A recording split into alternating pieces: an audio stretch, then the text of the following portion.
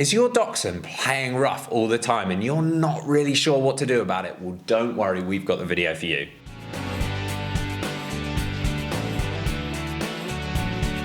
Welcome back to the Fenrir Dachshund Show. My name's Joe and I'm a certified canine leader here at FenrirCanineLeaders.com. We are dedicated to helping you learn everything you could possibly want to know about the beautiful dachshund, and then how to become a high-level canine leader so you can raise your very own. So if you're new here, don't forget to subscribe and turn on that notification bell so you never miss a future upload. Now, the dachshund might be quite small, but they are a confident breed. So if you're having an issue with them playing rough, don't worry about it, because today we're going to be tuning into a webinar that the canine behaviorist and founder of FenrirCanineLeaders.com, Will, has recorded all about dogs playing rough and how to deal with that situation. So over to you, Will. So here we've got a quick fire webinar for my thoughts and opinions on rough playing with dogs, rough housing, dogs playing rough with each other, dogs playing rough with humans. Just what are my kind of theories, thoughts and principles on these kind of issues, whether you're looking at working in the profession like myself as a canine behaviorist or a dog trainer, or maybe you're just an inquisitive owner and you really want to understand from a little bit of a higher level perspective of what these kind of behaviours mean and how you should think about them.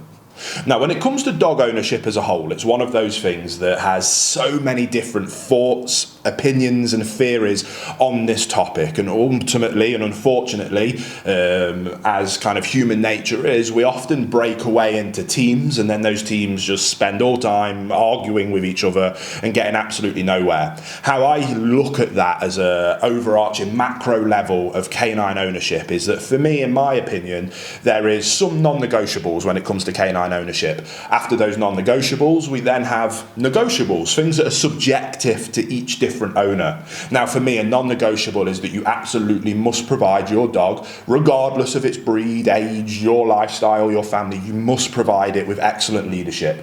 Once you provide that dog with excellent leadership, you build a wonderful relationship. When you have that wonderful relationship, you can then communicate impeccably with your dog, not only the things that you do want, but also the behaviours that you don't want to see. For me, that's non-negotiable. In terms of the communication non-negotiables, I think that we should make sure that we offer our dogs a wonderful sit, stay, heel, recall. That, for me, keeps the dog safe from itself and safe from others around it. If we can teach those things a dog, that for me is a non-negotiable. I also think that there's some non-negotiables around manners, in terms of a dog shouldn't jump up humans. I think that that can cause significant concern. It makes it miserable for certain people.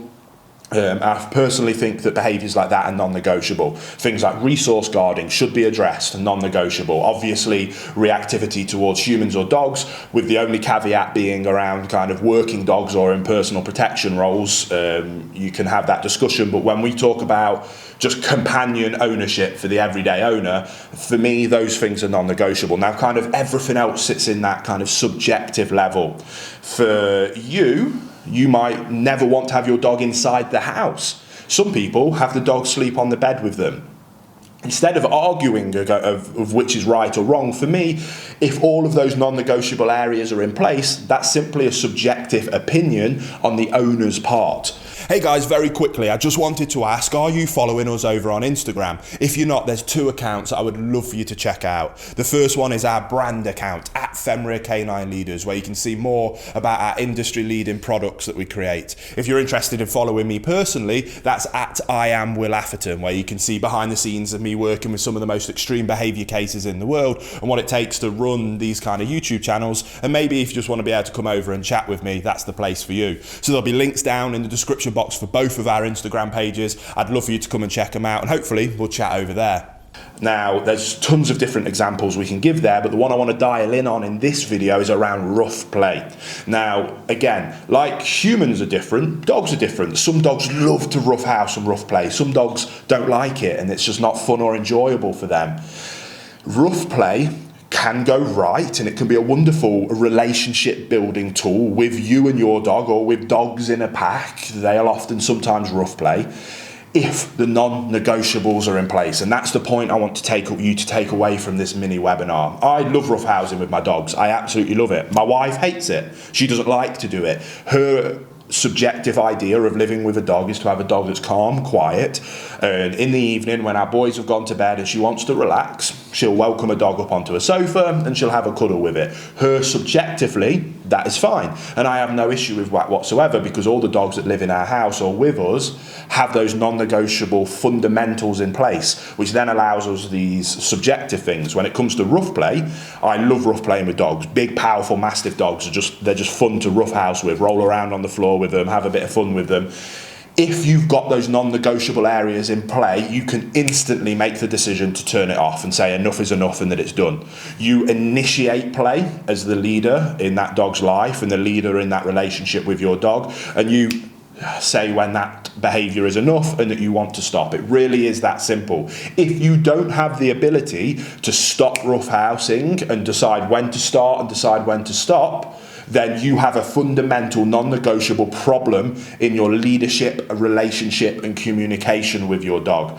If you are in that category, then I don't think roughhousing is a good idea with your dog.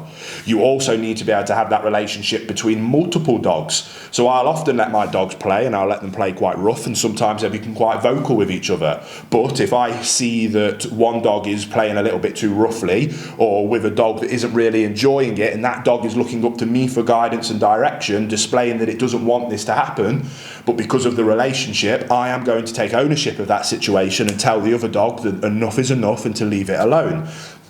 I have control in those situations because of the leadership, relationship and communication that is fundamental and non-negotiable when it comes to owning a dog or owning multiple dogs. So when it comes to roughhousing or rough play, do your non-negotiable fundamentals of leadership, relationship and communication, and then it's completely a subjective decision. What allows it to be subjective is because you have the ability to turn it on and you have the ability to turn it off. If you don't, then you shouldn't do it, because it can get too far and people can get hurt. But if you have the ability to turn it on and off, you control it, you decide when enough is enough, and you can maintain that everybody involved is safe. If you don't want your children to roughhouse with the dogs, you have the ability to ensure that that never happens.